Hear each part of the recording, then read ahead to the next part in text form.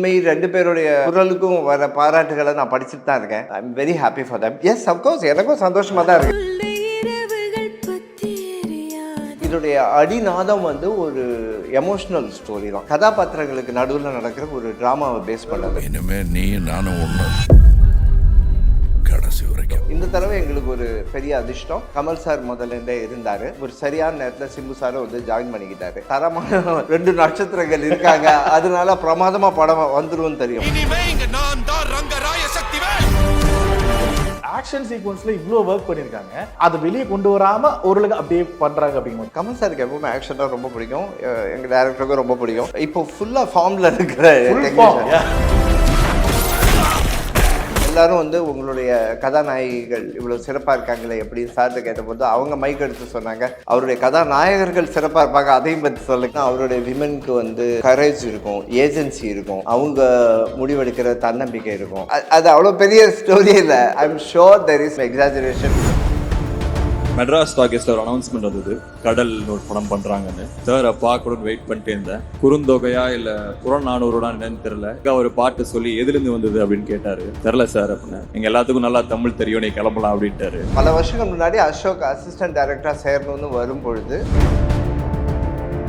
அறுவை சிகிச்சையில் குணம் இது ஆயுட்கால நிவாரணம். டாக்டர் ஸ்ரீவர்மாஸ். சம்மர் ஹாலிடேஸ் வந்தாச்சு, நம்ம ஜிடி ஹாலிடேஸும் வந்தாச்சு. GT holidays, south India's #1 travel brand. Periyar Maniamma Institute of Science and Technology, Tanjavur, AAA with specialization in electric vehicles and energy engineering. Sivanand sir வணக்கம். வணக்கம். எப்படி இருக்கீங்க சார்? நல்லா இருக்கேன். நீங்க? Fine sir, all good. And first of all இந்த இடம் ஒரு மாதிரி பீஸ்ஃபுல்லாக இருக்கு. மணிரத்னம் சார் மாதிரியும் நம்ம உங்கள் டீம் மாதிரியும் பீஸ்ஃபுல்லாக இருக்கு. அண்ட் ஒரு காஃபி ஒன்று கொடுத்தாங்க சார், இங்கே கொண்டு போயிடுச்சு. Oh, I am glad you like the coffee. Okay, thanks for the coffee. இல்லை இன்னைக்கே பீஸ்ஃபுல்லா இருக்குன்னா இப்போதான் எல்லாரும் வீட்டுக்கு போயிருப்பாங்க. நைட் ஃபுல்லா வேலை பண்ணிட்டேன். நாங்க மார்னிங் ஷிஃப்ட்டுக்கு கொஞ்சம் பேர் வந்திருக்கோம். ஓகே, இது கண்டினியூ. கொஞ்ச நேரத்தில் பாருங்க எல்லாரும் பரபரப்பா இருப்பாங்க. ஓகே, உங்களை நான் பர்சனலாக ஃபாலோ பண்ணிருக்கேன். பிகாஸ் ஓகே கம்பெனியில் ஒரு ஆக்டரா உங்களுக்கு எனக்கு தெரியும். இந்த ஃபீல்டுக்கு வந்ததுக்கு அப்புறம் ஓரளவுக்கு இது சினிமா இப்படி தான் ரன் ஆகுது அப்படிங்கிறப்ப சிவானந்த் என்னென்ன பண்ணியிருக்காரு அப்படின்னு சொல்லிட்டு ஃபாலோ பண்ணி இருந்திருக்கு. அண்ட் இப்போ நேரில் மீட் பண்ணதான் எனக்கு கிளாட் இது. ஸோ எஸ்பெஷலி இந்த அக்கேஷன் ஒரு லிரிசிஸ்டா பயங்கரமா பாப்புலர் ஆயிட்டீங்க. ஏன்னா முத்தமழை, எஸ்பெஷலி முத்தமழை இருக்கு, இன்னும் நிறைய இருக்கு. அந்த வெல்கமிங் எனக்கே ஒரு மாதிரி பர்சனலா ஹிட் ஆன மாதிரி இருக்கு சார். ஏன்? தேங்க்யூ. நீங்க என் தம்பி நான் நினைச்சுக்கிறேன். உங்களுக்கு சந்தோஷம் தான், எனக்கு சந்தோஷம். உங்களுக்கு எப்படி இருக்கு அந்த வெல்கமிங்? பிகாஸ் அவங்களோட ஒரு வெர்ஷன் ஒன்று இருக்கு, சின்மயி மேமோட ஒரு வெர்ஷன் ஒன்று இருக்கு. But tell about that first. பெரிய ஹிட் இல்லை. நான் மெட்ராஸ் டாக்கீஸோடைய ப்ரொடியூசர். தெரியும். ரொம்ப நாளா டைரக்ஷன் டிபார்ட்மெண்ட்ல இருக்கேன். ஸோ மொத்த படமுமே எங்க படம் தான் நான் பார்க்குறேன். Okay okay. ஸோ தனிப்பட்ட பேருங்கிறது அவ்வளவா எனக்கு இன்னும் உரைக்கல. எனக்கு படம் எப்படி வரும், படத்தோடைய ஆல்பம் நல்லா போயிட்டு இருக்கேன், படத்துல ஒர்க் பண்ண எல்லாருக்கும் நல்ல பேர் இருக்கு, அதுதான் மெயினா வந்துட்டு இருக்கு எனக்கு. சின்மயி 2 பேருடைய குரலுக்கும் வர பாராட்டுகளை நான் படிச்சுட்டு தான் இருக்கேன். I am very happy for them. Yes of course எனக்கும் சந்தோஷமாக தான் இருக்குது. லிரிக்ஸ் பிடிச்சிருக்குன்னு அவங்க சொல்கிறது எனக்கு பிடிச்சிருக்கு. பட் அது தனியாக என்ன தனிமைப்படுத்தி பார்க்க முடியல. எனக்கு மொத்தமாக இப்போ படத்துடைய ரிலீஸ்க்கான எக்ஸைட்மெண்ட் தான் அதிகமாக இருக்குது. ஓகே, இது ஏன் மென்ஷன் பண்ணி கேட்டேன்னா ரீசெண்டாக கார்த்தினியதா அவர்கிட்ட ஒரு இன்டர்வியூ பண்ணோம். அதில் அவரோட பாட்டை பற்றி ஒரு எக்ஸைட் பண்ணி சொன்னதை விட சிவானந்த் சார் நான் ஃபோன் பண்ணி புகழ்ந்து தள்ளிட்டேன். என்னால் முடியல, வெளியே வர முடியல அப்படின்னு சொல்லிட்டு அவ்வளோ இதுவாக நான் சொல்லிட்டேன் அப்படிங்கிற அவர் பண்ணார். கார்த்திக் பண்ணார். Is a good man. ஏன்னா அவருக்கு மற்ற பாட்டுகள் அவர் கேட்கல, நான் அவரோட பாட்டெல்லாம் கேட்டுட்டேன் ஆக்சுவலி. ஸோ அதனால அவருக்கு ஒரு ப்ளசன்ட் சர்ப்ரைஸ்ன்னு நினைக்கிறேன். மற்ற பாட்டுகள்லாம் கேட்ட போது நல்லா வந்திருக்குன்னு அதை ஒரு ரசிகராக ஒரு நண்பராக அவர் ரசித்து எனக்கு வாழ்த்து சொன்னார். ஓகே, இப்போ தக்லீஃபோட ஆடியோ லான்ச் நடந்தது சார். அதில் ஒரு எல்லா பேசுறதும் மூமெண்ட்டு எல்லாரும் ரியாக்ஷன் அதெல்லாம் போயிட்டு இருந்தது. டக்குன்னு ஒருத்தர் மேடையில் ஒன்று சொன்னோடனே உங்களோட ரியாக்ஷன் ஒன்று காமிச்சாங்க. அட பாவி, இது யாரா சொல்லுவா அப்படிங்கிற மாதிரி. I think got the point. Ashok Selvan, எனக்கு அந்த ஸ்டோரி பற்றி சொல்லுங்க. ஒன்றும் இல்லை, அது அவ்வளோ பெரிய ஸ்டோரியே இல்லை. அசோக் அதை நல்லா காமெடியாக சொல்லிட்டாரு. பல வருஷங்கள் முன்னாடி அசோக் அசிஸ்டன்ட் டைரக்டராக சேரணும்னு வரும் பொழுது எனக்கு தமிழ் நல்லா தெரியும், உங்களுக்கெல்லாம் தெரியாதுங்கிறதுனால நான் இதுக்கு எங்கிற டோனில் சொன்னதாகவும், நான் எங்களுக்கு நல்லா தமிழ் தெரியும்னு ஒரு ப்ரூஃபோட ஒரு பழைய சங்க பாடல் ஒன்றையும் சொல்லி காமிச்சு வேணாம் போயிட்டு வாங்கன்னு சொன்னதாகவும் அவர் சொல்லிட்டு இருக்காரு. I am sure there is some exaggeration in it, but it's interesting. அதனால அப்படியே வச்சுக்கோ. ஓகே, அதை அப்படியே வச்சுப்போம். ஓகே, இப்போ மணிரத்னம் சார், எனக்கு பர்சனலாக எனக்கு ஓரளவுக்கு தெரியும், ஒரு 0.5 அளவுக்கு தெரியும்னு வச்சுக்கோங்க. இந்த ப்ராசஸ் இப்படி தான் நடக்கும் ஒரு படம்னு எடுத்துக்கிட்டா அப்படிங்கிற மாதிரி. நான் இப்போ உங்ககிட்ட கேட்குறேன், இப்போ நான் ஒரு புதுசாக சினிமாக்குள்ளே வந்திருக்கேன், கற்றுக்கணுங்கிற பெரிய ஆர்வம் இருக்குது ரைட்டிங், டைரக்ஷனில் அண்ட் ப்ரொடக்ஷன் சைடில். இது ப்ராசஸ் எப்படி நடக்கும் அப்படிங்கிறது சொல்லுங்க. ஒரு படம் ஆரம்பத்துலேருந்து இறுதி வரைக்கும் அந்த ப்ராசஸ் ஒன்று இருக்கு இல்லையா? எஸ்பெஷலி மெட்ராஸ் டாக்கீஸில் அப்படி எப்படி நடக்கும் அந்த ப்ராசஸ்? தக் லைஃப்னு கேட்கல, ஜென்ரலாக மெட்ராஸ் டாக்கீஸோட ஃபார்மெட். ஓகே, உங்கள் கேள்வி ரொம்ப பெரிய கேள்வி. இது ஒரு வாரம் 3 லெக்சரா ஒரு செமஸ்டருக்கு எடுக்கலாம்னு நினைக்கிறேன். அவ்வளவு இருக்கு. But I get your point. அதை சுருக்கமாக சொல்லணும்னா, இது ஒரு டிரெக்டர் ரன் பண்ணுற ப்ரொடக்ஷன் ஹவுஸ். ஸோ இங்கே ப்ராஜெக்ட் அமையிறதும் வளர்றதும் நடக்கிறதும் அவருடைய கிரியேட்டிவ் ஸ்பார்க்கை பொறுத்தது. ஓகே, பல காரணங்களால் நடக்கலாம். சில சமயங்களில் நல்ல பொருள் வசதியோடு இருக்கிற ஒரு தயாரிப்பாளர் கதை கொண்டு வாங்க நான் பண்ணுறேன் அப்படின்னு சொல்லி பண்ணலாம். இல்லை ஒரு பெரிய நடிகர் அவங்களுக்கு இருக்கிற புகழுக்கும் மார்க்கெட் வேல்யூக்கும் வச்சு அவங்க படம் எடுக்க முடிவு பண்ணலாம். அது வேற மாதிரி இருக்கும். இது ஒரு இயக்குநருடைய அலுவலகங்கிறதுனால இந்த ஸ்டார்டிங் பாயிண்ட்டே கதை தான். ஓகே, இந்த கதையை பண்ணுவோமா, இதை பண்ணுவோமாங்கிற கேள்வி எழும்.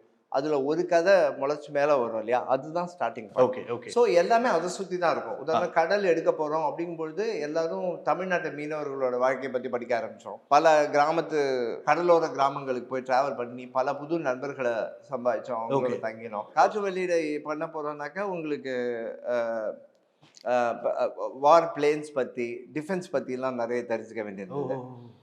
தக் லைஃப்பை பொறுத்த வரையில் அது உங்களுக்கே தெரிஞ்சிருக்கும், அது ஒரு மாஃபியா ஸ்டோரிங்கிறது.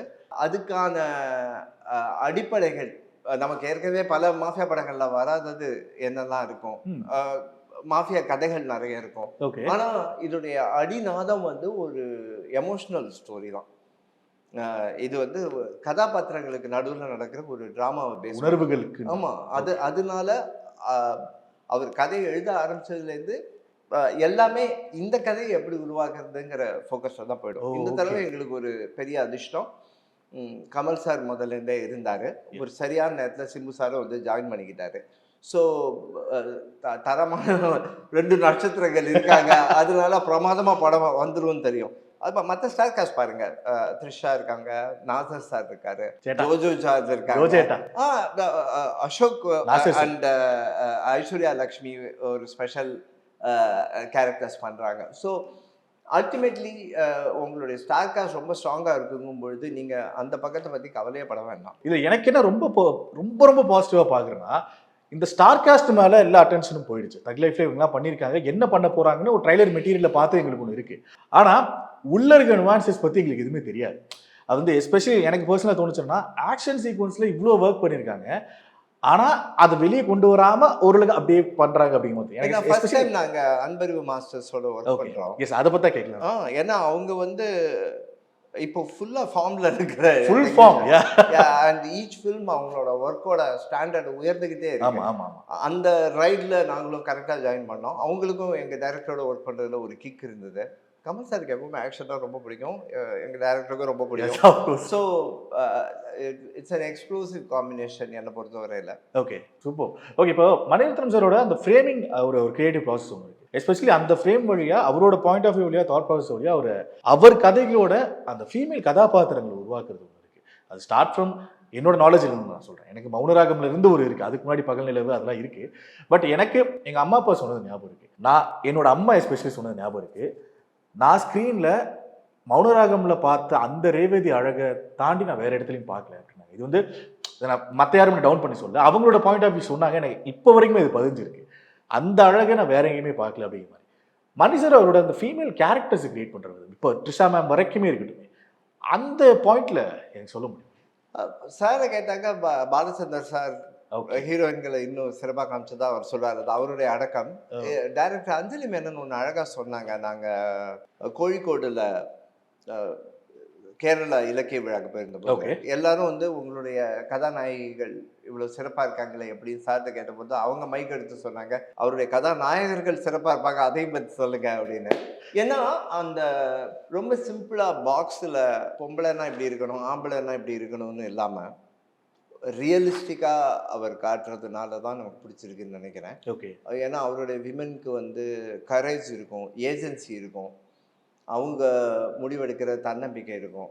ஆண்கள்கிட்டயும் ஒரு வல்னரபிலிட்டி இருக்கும், ஆமா, ஆமா. எல்லாருக்கிட்டையும் ஒரு நாணயம் இருக்கும். அந்த வகையில் நம்ம லைஃப்பில் அப்படி இருக்குமோ இல்லையோ, அப்படி இருந்தால் நல்லா இருக்கும்னு நமக்கு தோணுதுன்னு நினைக்கிறேன். அதனால தான் லைக் பண்ணுறோம்னு நினைக்கிறேன் அவரோட கேரக்டர்ஸை. இல்லை இது சொன்னதுக்கு அப்புறம் எனக்கு ஒரு தாட் மாறுது, தாட் ப்ராசஸ் மாறுது. மேபி ஆமா இல்ல அப்படிங்கிற மாதிரி. இல்லையா? அண்ட் தக் life 5th release and house mind set? Oh, very excited. Very nervous, naturally, because you care, right? So, but ரொம்ப உள்ளுக்குள்ள போகிற மாதிரி குறுகுறுப்பாக இருக்கு. குறுகுறுப்பா இருக்கு சார். நம்ம பார்க்கலாம், என்ன அதுன்னு பார்ப்போம். தியேட்டரில் போய் பார்க்கணும்னு அந்த ஒரு எக்ஸைட்மெண்ட் இது. இப்போ சொல்றீங்களா சார் ஆஃபீஸ் வந்து கொஞ்ச நேரத்தில் பாருங்க அப்படிங்கிற மாதிரி. 5th ரிலீஸ் ஆக போகுது. ஜூன் 5th அன்னைக்கு இந்த ஆஃபீஸ் எப்படி இருக்கு? பிகாஸ் இதுக்கு முன்னாடி ரிலீசஸ்ல எப்படி இருந்திருக்கும் அப்படிங்கிறத நீங்க பார்த்துருக்கீங்க. பட் எஸ்பெஷலி தக் லைஃப் நண்பர்கள் கிட்டேருந்து வாழ்த்துக்கள் வரும், பூங்கொத்துகள் வரும், பல நடிகர்கள், தொழில்நுட்ப கலைஞர்கள், படத்தில் இருக்கிறவங்க எல்லாம் சேர்ந்து தியேட்டருக்கு போயிட்டு இங்கே வந்து பேசிட்டு இருப்போம் படத்தை பற்றி. இந்த படத்தில் வேலை பார்க்காதவங்க வந்து வாழ்த்து சொல்லிட்டு போவாங்க. கல்யாண வீடு மாதிரி இருக்கும். அந்த செலிப்ரேஷன் மோடு கண்டிப்பா அது 5th அன்னைக்கு எல்லா ரிலீஸ்னாலுமே அப்படிதான் இருக்கும். அறுவை சிகிச்சையில்லா குணம் இது ஆயுட்கால நிவாரணம். டாக்டர் ஸ்ரீவர்மாஸ். சம்மர் ஹாலிடேஸ் வந்தாச்சு, நம்ம ஜிடி ஹாலிடேஸும் வந்தாச்சு. GT holidays, south India's #1 travel brand. Periyar Maniamma Institute of Science and Technology, Tanjavur, AAA with specialization in electric vehicles and energy engineering.